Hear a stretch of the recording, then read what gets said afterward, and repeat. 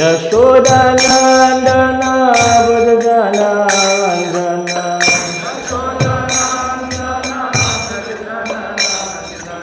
Ramuna Teva Vanachari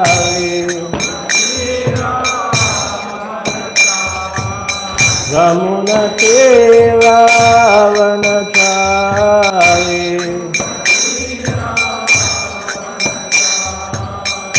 Jaya Ramarava Kunja Bihari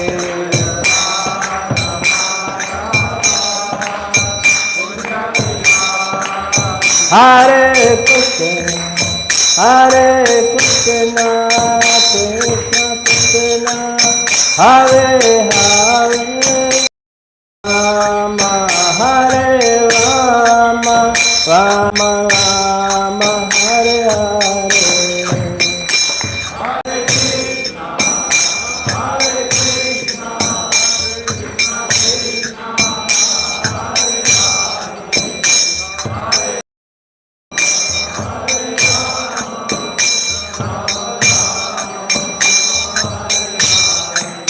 Hare Hare Krishna Krishna Krishna Hare Hare Hare Rama Rama Rama Hare Hare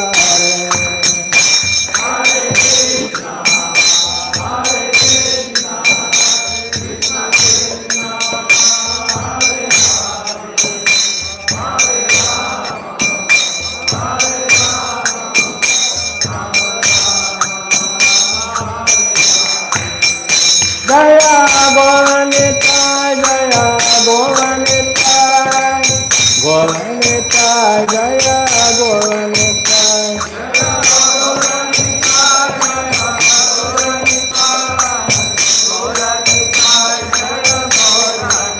Jaya Goranita, Goranita, Goranita, Jaya Goranita.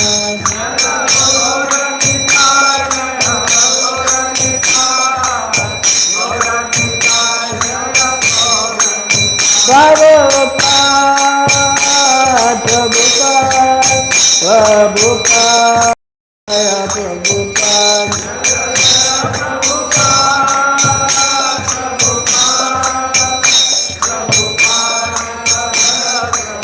Neta Gora Haribol, Haribol, Haribol, Neta Gora Haribol.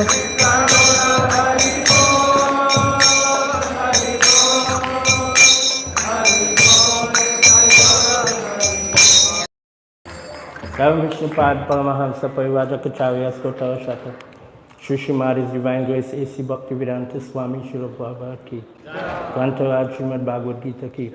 All glories to the assembly devotees, all glories to the assembly devotees, all glories to the assembly devotees, all glories to Shri Shri Guru and Gauranga Ki Jai.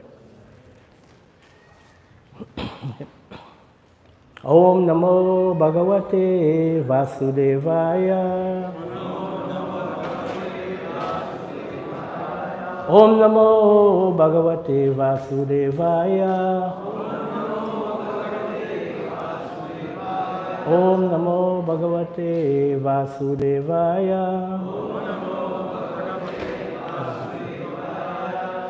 Okay. Okay, Hare Krishna. I'd like to welcome everyone to this Sunday evening love feast, which was instituted by Srila Prabhupada to help to introduce people to the science of Krishna consciousness. And part of this invitation is that Srila Prabhupada always emphasized, in fact, his own Gurudev said that the Lord is realized through the air, which means that we may not be able to see Krishna in the sense as how we are seeing other persons, but if we have very strong faith in the narrations about Krishna, like what is given in literatures like Bhagavad Gita or Srila Prabhupada's Krishna book, then it is almost the same thing as seeing it.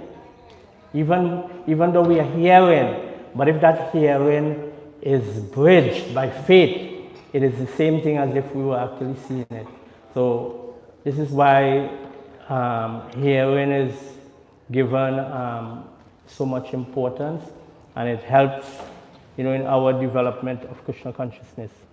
So today I wanted to speak about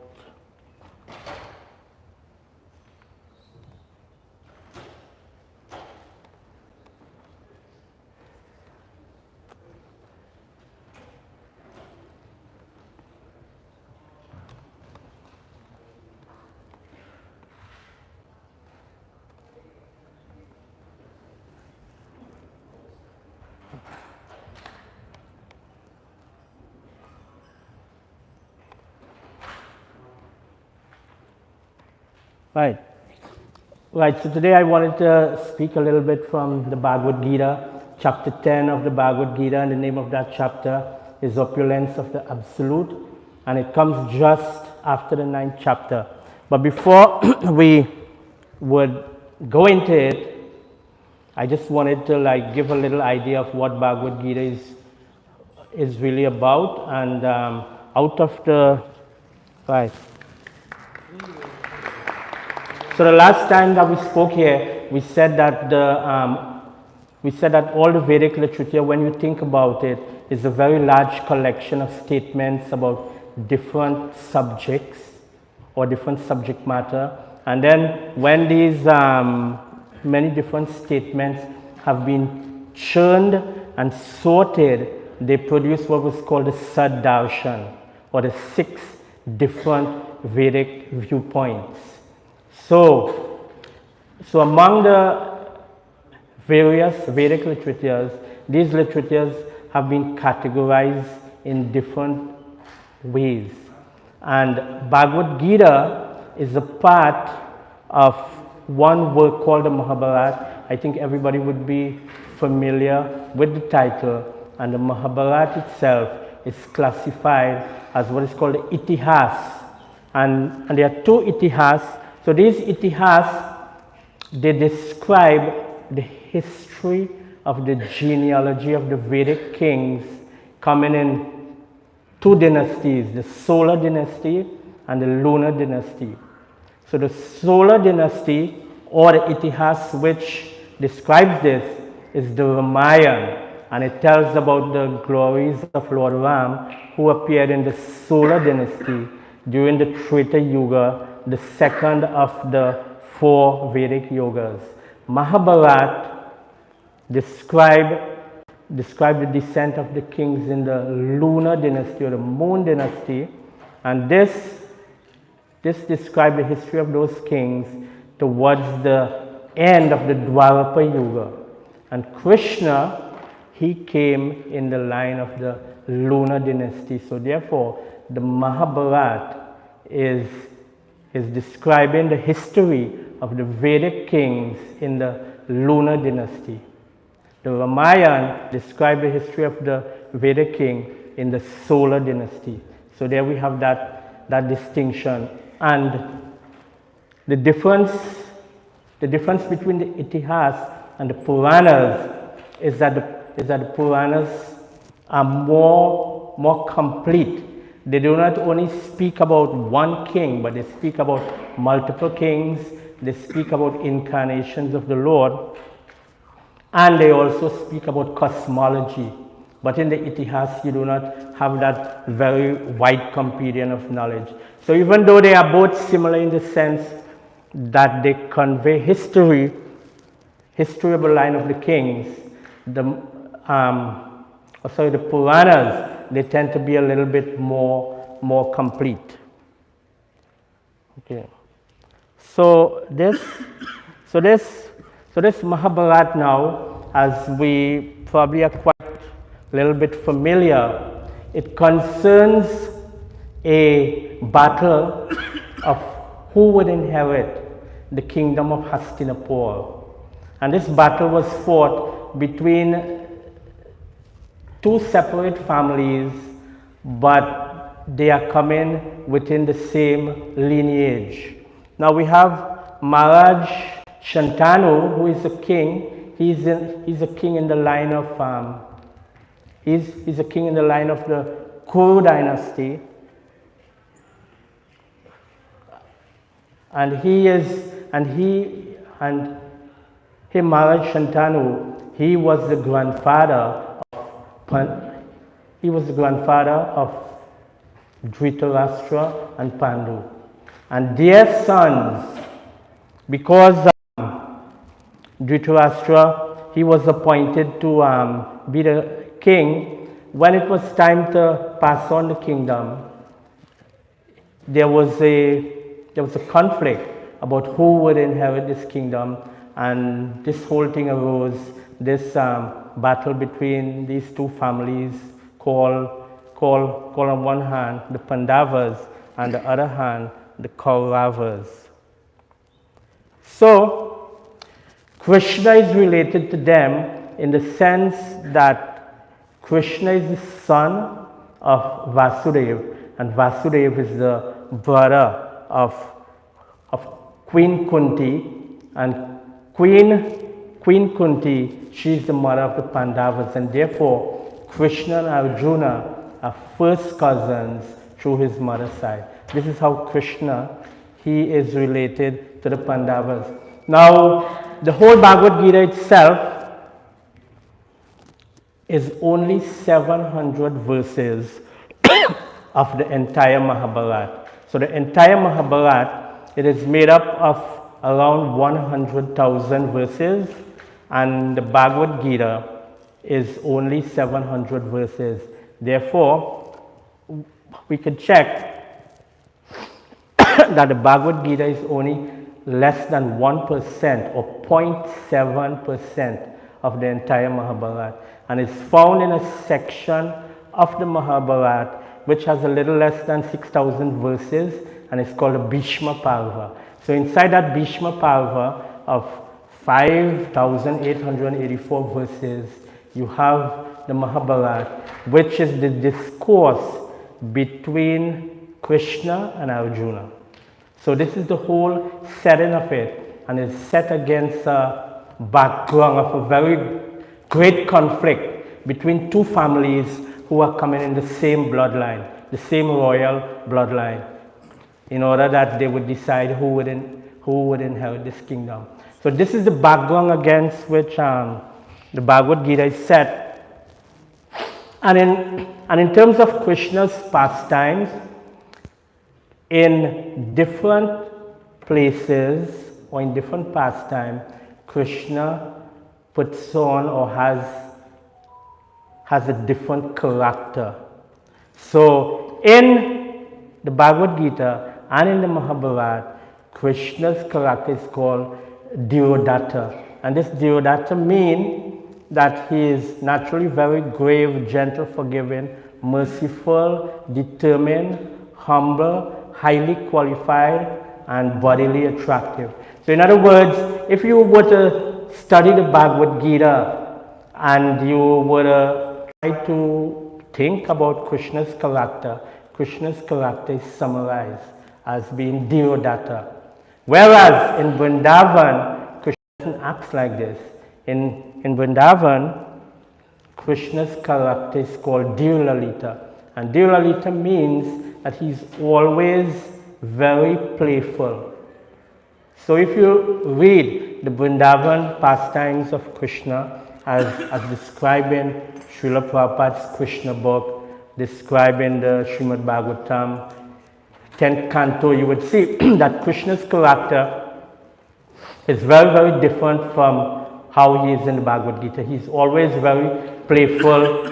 In Vrindavan, he's tricking the gopis at 3 months old. being a young child at very 3 months old, he kicked and broke open a cart that was made by all the Srimad Bhagavatam says the very strong men in the community. They built this cart, and Mother Yashoda, she placed Krishna in this cart.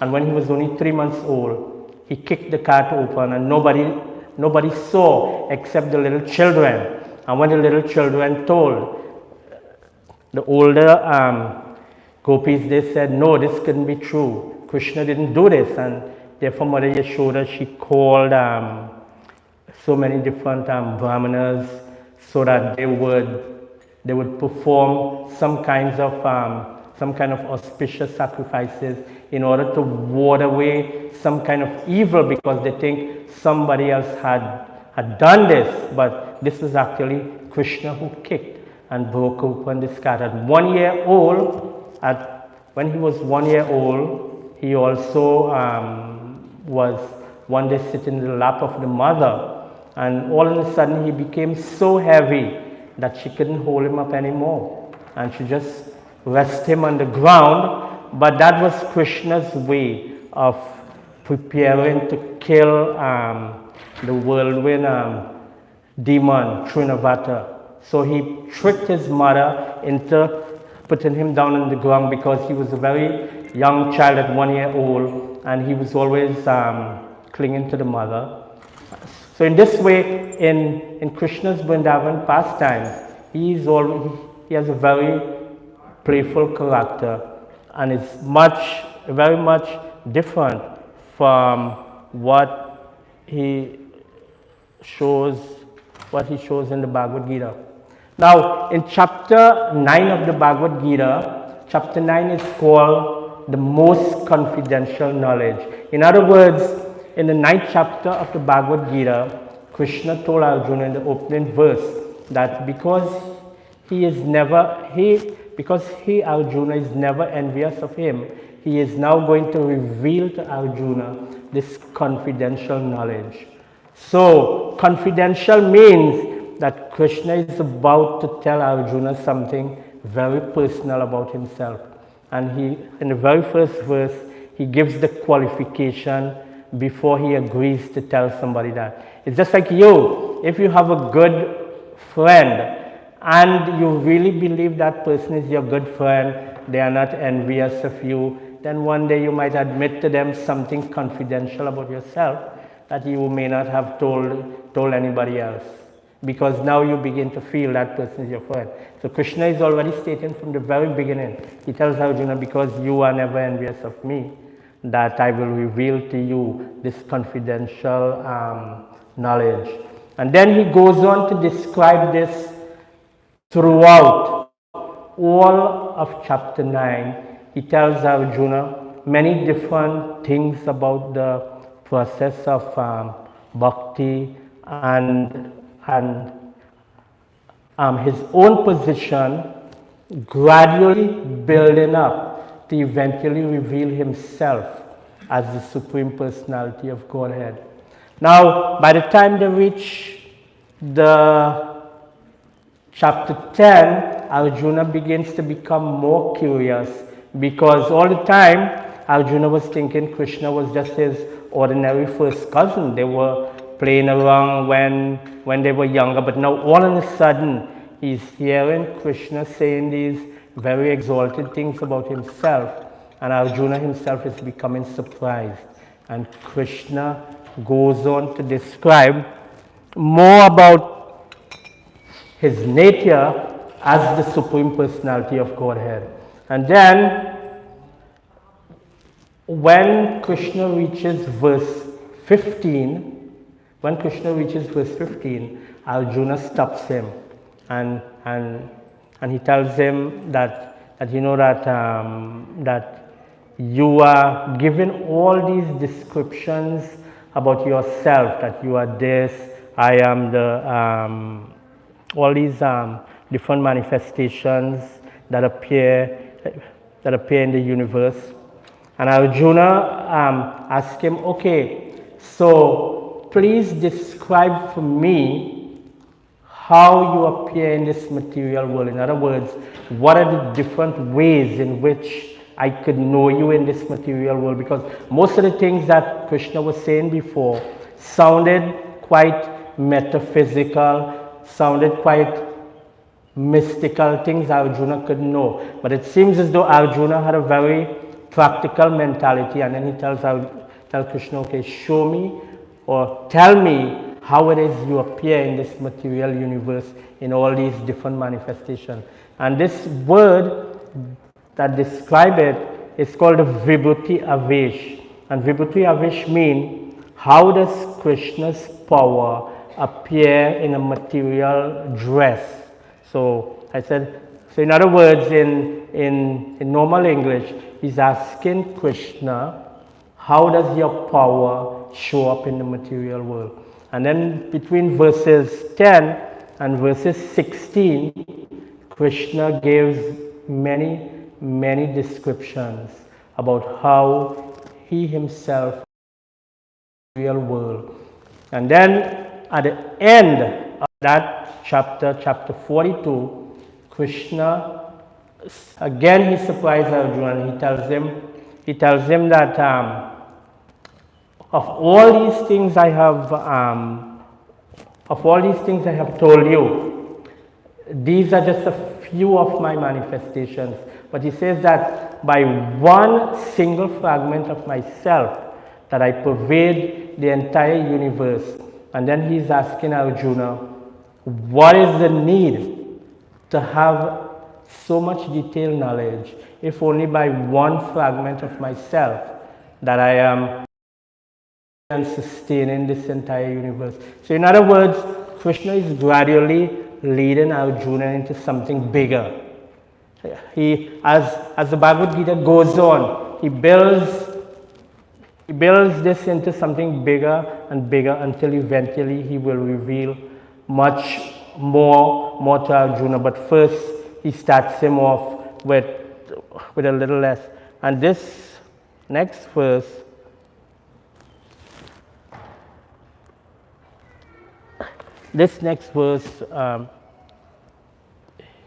here was the verse that we really wanted to speak about, so I could just read it. Sarganam Adil Antascha Madchaivaham Arjuna Adhyatma Vivi Admiya Vadaha Pravadatam Aham. So he says, of all creations, I am the beginning and the end, and also the middle. O Arjuna, of all sciences, I am the spiritual science of the self. Among logicians, I am the conclusive truth. So, sorry, I just... Right. So, this is the verse, and this is Srila Prabhupada's purport. He says that so here Krishna is explaining how he appears in the material world. And the part I wanted to focus on where he says, of all sciences, I am the science of the self. Because we know that in modern civilization, the study of science has taken over all other forms of knowledge. Anywhere you go, people prefer scientific knowledge than religious knowledge. But here Krishna is saying in Bhagavad Gita that of sciences, that he is the science of the self. In other words, Krishna is saying that if you really want to study science, study the science of the self. This is how we can see, because this is saying that he is appearing in the material world. So of all sciences, he is the science of the self.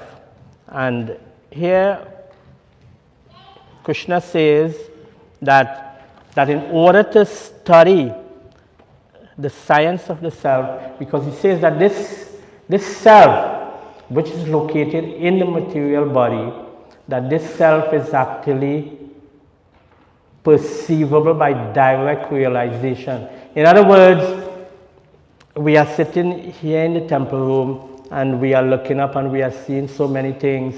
The wall is yellow, the floor is brown. Krishna is implying that one could realize the self by direct perception as how we are perceiving the wall to be yellow or the floor to be brown. But what is taught is that in order to study the science of the self, we have to make ourselves suitable. If we don't make ourselves suitable, it's very hard to study the science of the self. Is all forms of knowledge as the tool of consciousness. Without consciousness, no one could study. Without consciousness, so the tool of consciousness is required in order for us to be able to study the self. I give here an example here. In the material world, the scientists are also using their consciousness to study the material world. Why? How many dead scientists do we know who are studying right now? None. In order to be able to study, one must be alive and conscious.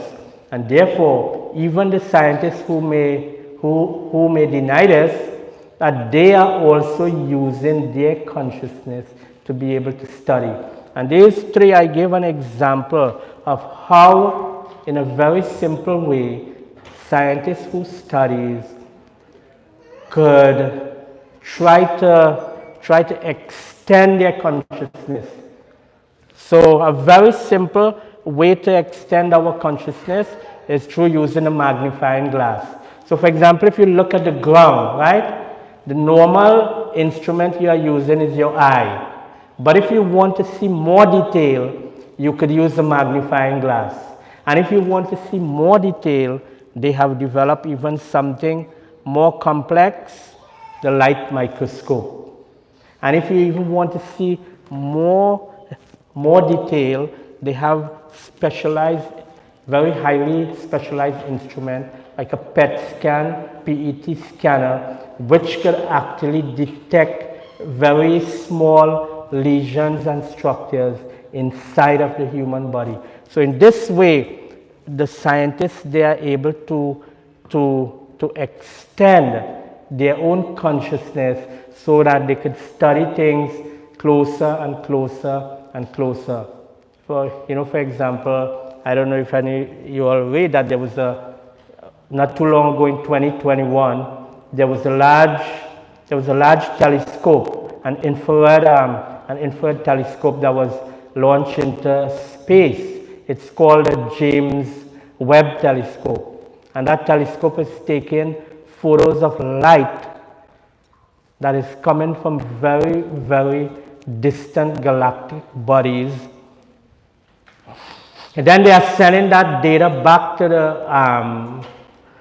the control centers, and they are reconstructing images, and they are able to see things that are so far outside in the universe, something on the scale of 200 million light years away. And 200 million light years is a very far distance. 200 million light years is the distance light travels in 200 years. And light travels 186,000 miles in every 1 second. So can you imagine, if in 1 second the light is traveling 186,000 miles, can you imagine how far it will travel in 200 years? So this James Webb telescope is helping the scientists to even look further back into the early universe to see what are some of the structures that were actually there. So my point is not so much that, but the point is that everyone is using consciousness to study. So this same science of the self that Krishna is telling us about, we also require to use consciousness. We are not able to avoid that. So here I put up a photograph of a little comparison between what is regular scientific study and what is the science of the self, which we know have been given the name bhakti, and this bhakti, it comes from the root word bhaj, which means to worship, and it's translated as to develop love for the Lord. So on one hand, we have how the scientists, how they go about getting knowledge. First, they have a question that they may observe something, or they may think that something exists. Then they form something called a hypothesis. From the hypothesis now, they have to design an experiment. From the experiment, they will make observations and they will collect data. Then they will use that data in order to evaluate the hypothesis. If the hypothesis turns out to be true, they say they now have new knowledge. If the hypothesis turns out to be false, then they have new knowledge, but new knowledge that the hypothesis was not true. And in this way, science is able to make gradual progress. Now, if you look in the science of bhakti, it is very, very different way we approach using consciousness. How we approach using consciousness in the science of bhakti is the consciousness have to be the consciousness have to be clean. In other words, to be able to detect that the self is present within the material body, we must undergo the process of cleaning the consciousness. And this process of cleaning the consciousness begins with a type of bhakti we call sadhana bhakti. The word sadhana by itself means discipline. So in other words, in order to develop love for the Lord, we have to undergo a process of cleaning our consciousness, which happen gradually. And in this process of bhakti, we have what is called 9 steps, or 9 steps in which each time the consciousness is clean a little more, it is equivalent to going 1 step higher up. So if you look, the lowest step, if we want to use the analogy of a step, it's called Shraddha. In fact, the complete term is Adau Shraddha, which means preliminary faith. Without having faith, no one would take to bhakti. Why would you go to a temple and engage in worship if you don't even have a tiny amount of faith? So that is the very first thing that is required. Without faith, nobody would do anything. But it so happened that in modern society, people have faith in something different. We actually have faith in, we actually have more faith in that we think that we would be delivered by material existence, but not really by developing love for Krishna. Then, from the process of faith, if this faith is steady, then we could go to another thing called sadhu sangha. And sadhu sangha means that I begin to develop the habit of associating with sadhus. And sadhus simply mean other devotees who are also on the path of practicing bhakti. So sadhu sangha mean we come in an association and we discuss about Krishna, we celebrate the 64 different items of devotional service along with other devotees, and we hear faithfully about the Supreme Personality of Godhead. This process is called sadhu sangha. When this process strengthens a little bit, then we take to what is called bhajana kriya. And bhajana kriya means that we actually begin to become willing to engage in the process of devotional service. In other words, I'm no longer simply interested to come to the temple just to meet a friend. We actually begin to develop a desire to perform devotional service, which means that we want to actually do things. We may want to go and let us say help serve prasadam, or let us say make a donation for some festival we have in the temple. So we become interested in engaging in the process of devotional service. And all these things, without us being able to see it, it is gradually cleaning our consciousness. Srila Prabhupada says, he used this very famous term, to stay in the shower. What he really means is that in order for your consciousness to become purified, you have to remain in the process of devotional service. He's just using the word shower, to refer to cleansing of the consciousness. So he's saying stay in the shower means we have to stay in the process of devotional service. And when we stay in the process of devotional service and the consciousness begins to become clean, then we begin to notice it. When it's not clean, it's like if you're in a bathroom and you're taking a shower. If you didn't turn on the water yet, there's no way you would normally feel clean. But when you turn on the water and use the soap, and the soap remove the oils from your skin, then you begin to feel, I'm clean. So in the same way, the sense of the cleaning of the consciousness begin to come where it is called anartha nivritti. And anartha nivritti means the word an means without, artha means value, nir also means without, and vritti means function. So if you put all those things together, it means the stopping of the function of things that have no value. In other words, there are certain things on the part of bhakti that have very little value. For example, Vaishnava aparad. Vaishnava aparad means we criticize some devotee without even having any real evidence, or without even having a purpose for doing it. But because we may have a bad habit, we just criticize somebody. But that's actually Vaishnava aparad, and something that is undesirable as a practicing devotee.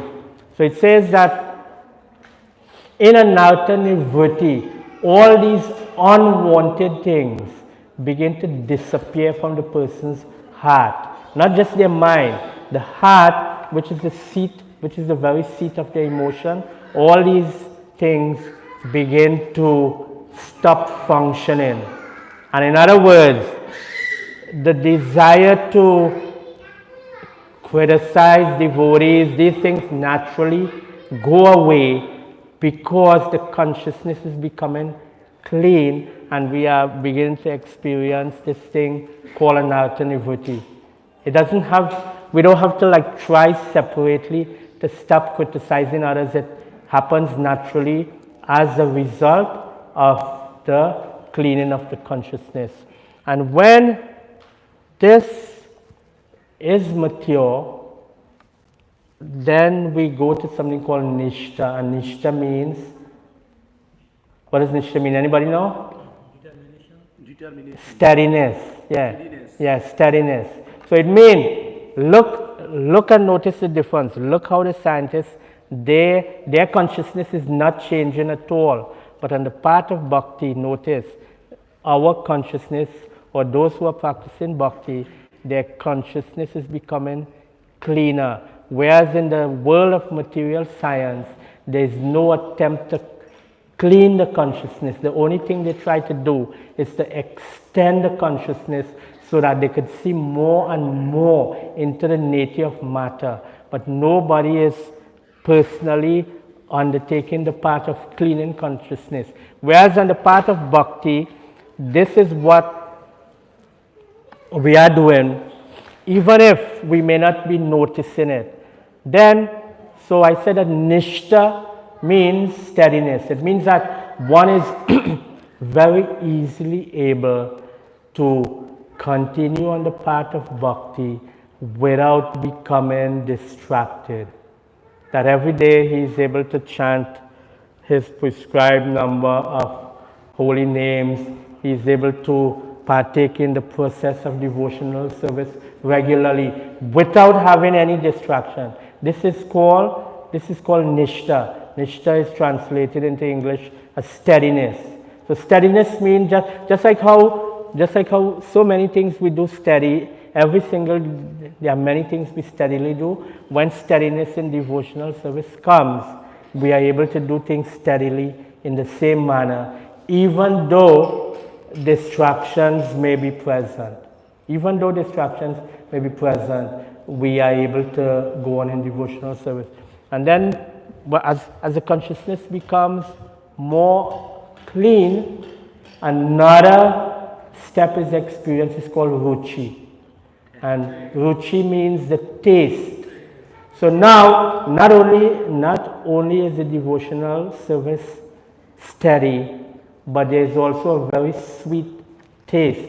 And I think everybody would know that Srila Prabhupada is very, very famous for talking about chant and be happy, or he has spoken about getting this higher taste from devotional service. Anybody who read Prabhupada book, somewhere within the next couple paragraphs, you would see Srila Prabhupada makes mention about this higher taste that is derived from devotional service. And this higher taste comes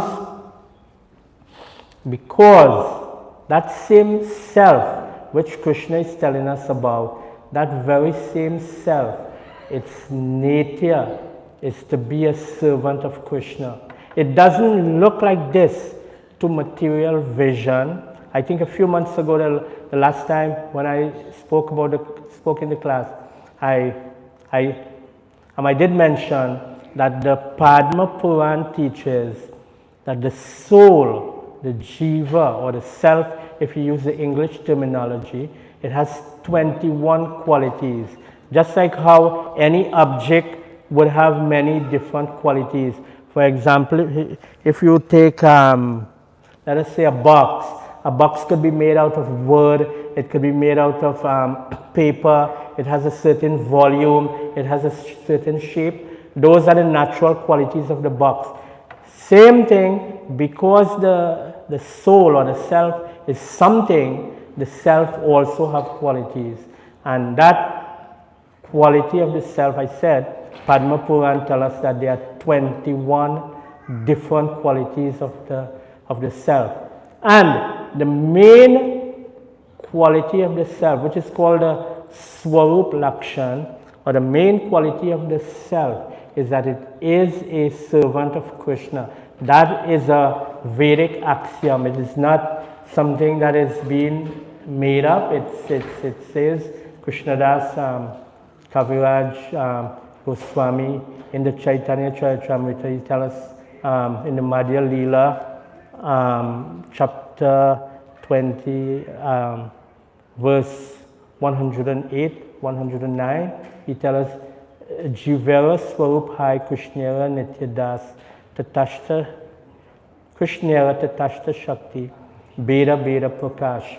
That the Swarup of the Jiva means the primary characteristic of the Jiva is Krishnera Nityadas. Krishnera Nityadas means that is the Nitya, eternal, Das, servant. Krishnera means Krishna. So he's saying that the characteristic of that same self is to be a servant of Krishna. Therefore, when we become a servant of Krishna, naturally we begin to feel happy because we are actually moving closer and closer and closer to what we really are. And this is what Krishna is telling Arjuna in the Bhagavad Gita, that of all sciences, he is the science of the self. But as we had mentioned earlier before, in order to understand this science, we cannot avoid but using the instrument of pure consciousness. And pure consciousness simply mean, as we may have said before, removing all the material sanskar or the impressions that is left in the consciousness over many, many births. Many, many births, many, many impressions are left in the consciousness. And cleaning of the consciousness means that these impressions are removed. And when the impressions are removed, it is like somebody taking a cataract off your eye. So when they if a person had a cataract and the cataract is removed from that person's eye, then that person begin to see.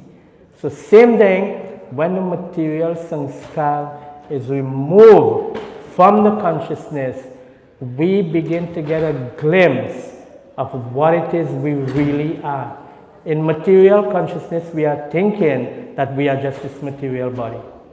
That's how we are thinking. And therefore, we are building the entire life only on that. But Krishna is telling that if we study this science of the self according to this process, gradually we will begin to get direct perception of the nature of the self, just like how we are getting direct perception of the wall as yellow and the floor as brown. These are Krishna's words.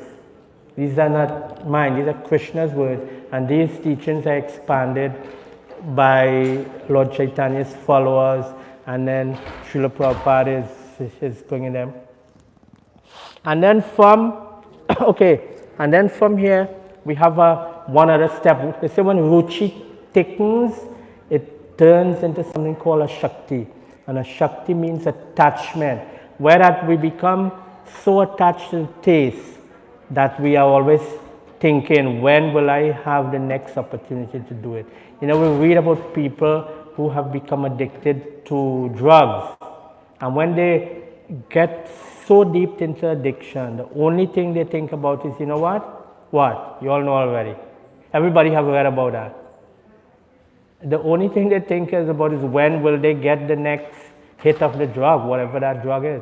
So if it's cocaine or if it's whatever, when somebody becomes very strongly addicted to drug, alcohol or whatever, the only thing that person lives for is when next they will get it, because they have become attached to it. Devotees who undergo a Shakti, that is how they become with respect to Krishna. They cannot, they feel as though I cannot live without this Krishna consciousness. They always thinking how I could do something for Krishna. And all of this up to that stage of a Shakti from 1, 2, 3, 4, 5, 6, 7. This is called sadhana bhakti. Sadhana mean that we are still practicing bhakti because we are very deeply conditioned. And because we are deeply conditioned, we have to discipline ourselves to do it, because very deep in the heart we don't want to. The heart is still very much conditioned. So all up to here is sadhana bhakti. And then these here, bhava and prema, they are the next two types of bhakti. Bhava bhakti means when the emotion of the soul or the feeling that the soul have for Krishna, that feeling begin to awaken.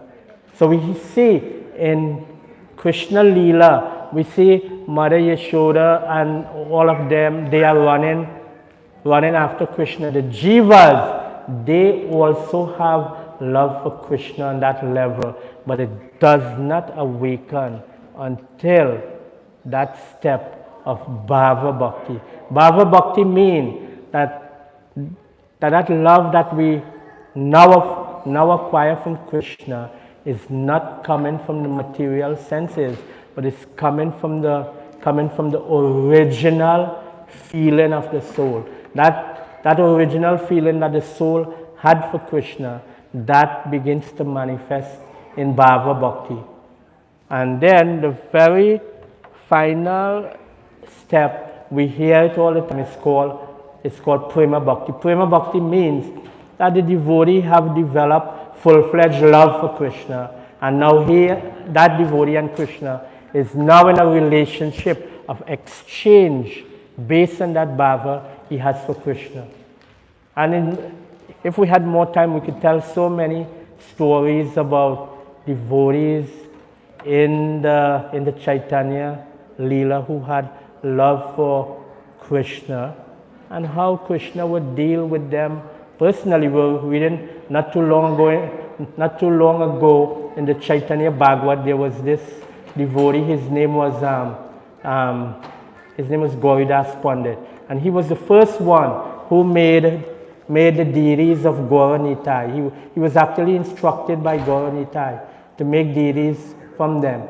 And those deities had such a close relationship with him.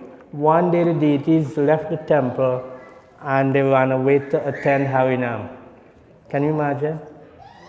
The deities left the altar in the temple and the deities ran away to go to Harinam. And when Gauridas Pandit discovered this, he became very upset. How come the deities could leave? I am taking care of you all the time. How dare you leave my temple and cause me to lose my reputation and go to this Harinam? And when he went, one of his own disciples